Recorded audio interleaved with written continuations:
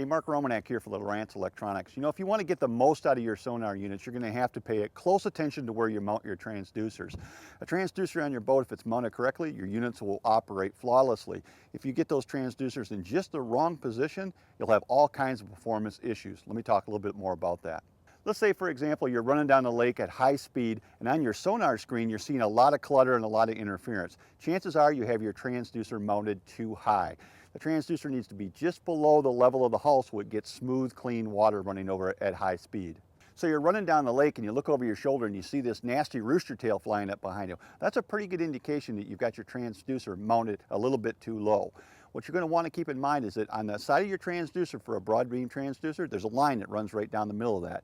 That middle line of the transducer should be equal to the bottom of the hull of your boat. If you line those up, you're going to have great performance. You know, another accessory I highly recommend, anytime you're going to put a transducer on the boat, spend a couple extra bucks and buy yourself a transducer mounting bracket. They're usually made of starboard. It's kind of like a nylon material. They're only about $10 and you can find them at any major retailer that sells electronics or marine accessories. What you're going to want to try and do with this is it's just 2 screws mounting it to your boat. The beauty of that is you only have to poke 2 holes into the back of your transom. If you use a traditional transducer and then you decide to add another transducer, maybe a speed and temp, pretty soon you're going to have a whole bunch of holes in the back of your boat. With these mounting plates, you just have to have 2 holes in your boat, and then you can move the transducers anywhere you want. And if you don't align them just perfectly the first time, no big deal. You can move them over and reposition them and not have to drill another hole in your boat.